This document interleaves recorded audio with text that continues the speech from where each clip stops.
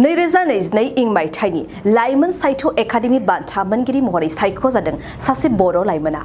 लाइमोननि सायख'जानाया बर' हारिनि थाखाय मोनसे गोग्गाथावना बाथ्रा आरो थुलुंगाखांथाव। 2022 इं मायथाइनि साहित्य एकाडेमि बान्था मोनगिरि बिजाथिफोरनि फारिलाइखौ मैया एबा थांनाय सानखालि फोसावबाय। बे फारिलाइफोरनि गेजेराव सानै बर' फिसाफोरनि मुंखौबो नुनो मोननाय जादों। फारियै देवबार रामसियारि आरो अलंबार मोसाहारि। अलंबार मोसाहारियानो जादों बाक्सा जिल्ला नावखाता अदालगुरि गामिनि थागिबि। अलंबार मोसाहारिया गां फुजानाय दाउ मुंनि सुंद' सल' बिजाबनि थाखाय बे बान्थाखौ मोननो हादों। गावनि सायख'जानायखौ लानानै अलंबार मोसाहारिया जोबोद गोजोननाय फोरमायदों आरो गावनि बिमा-बिफाजों लोगोसे ओनसोल नाङैनो गासै बर' हारिखौ गोग्गाथावना खालामदों।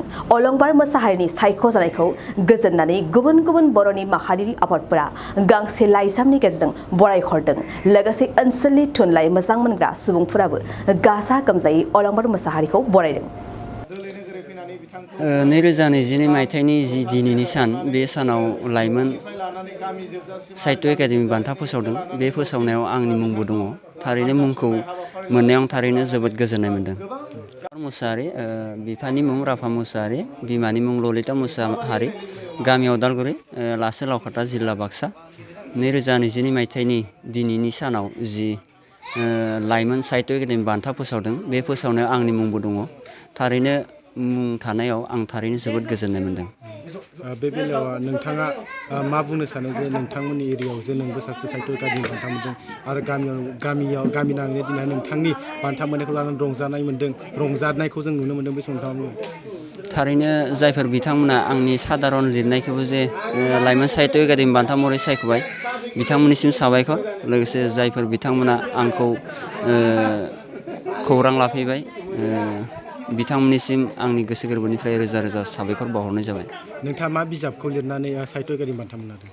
आं थांनाय 2018 मायथाइयाव 18 मायथाइनि नभेम्बर दानाव जोंनि सिके प्राइमारि बड' साहित्य सभानि गल्डेन जुबिलि सनाथि मायथाइ फोरबोआव आं गां फुजानाय मासे दाउ सुंद' सल' बे बिजाबनि थाखाय 2022 मायथाइयाव लाइमोन साहित्य एकाडेमि बान्था महरै सायख'बाय। बे बिजाबावनो मोननाय जादों।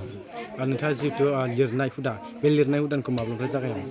आंथ' बे लिरनाय हुदाखौ फरायसा समनिफ्रायनो बुंनांगोन। जेब्ला आं मेट्रिक उथ्रिसारदोंमोन 2007आव, बे समनिफ्रायनो आङो लिरनायखौ जागायबोदों। थिग बेफोरबायदिनो जोंनि बरमायाव थानाय नोजोर लाइसि, बे नोजोर लाइसिखौनो रेफारेन्स होनानै लिरबाय थायोमोन। बेहाय आङो दोंफा दोंनै खन्थाइ, सुंद' सल' बेफोरबायदि लिरयै थांनाय 2014 मायथाइयाव गांसे खन्थाइ बिजाबनि मुं दोंसे लामा, बेखौ फोसावदों। लोगोसे 2017 मायथाइयाव सोरमिलांनाय गांसे बिलाइ सुंद' सल', बेनिफ्राय गां फुजानाय मासे दाउ सुंद' सल', बेनिफ्राय अदालगुरिनि गामि सुंद' जारिमिन बिजाब फिसा बेखौ सेबखांदों। बेनिफ्राय थांनाय 2021 मायथाइयाव दायनि साजा सुंद' सल' महरखौ बेखौबो फोसावनाय जादों।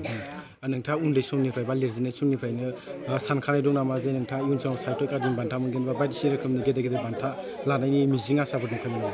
आंथ' बेफोरबायदि साननाय जायाखैमोन। जेराव आंनि सानस्रि आरो सान्थौआव जि मोनदांदोंमोन, बेखौनो आं लिरनानै दोननाय जादोंमोन।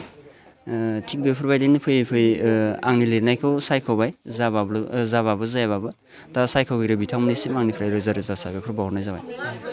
नोंथाङा दिनैसिम गांबेसे बिजाब सुजुखो? दिनैसिम गांद' जाबाय। गांद'। नोंनि जा बिजाब बान्था मोननाय बिजाब, बे गांबेसेनि गेजेराव बेसेबां मासियाव दं?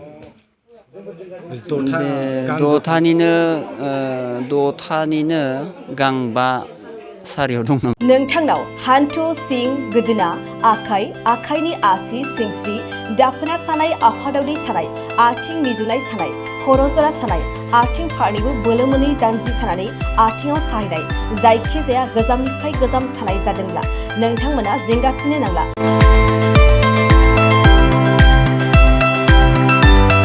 नोंथांमोननि थाखाय खम बेसेनावनो लाबोदों फिल नेचार जइन्ट पेन वेल।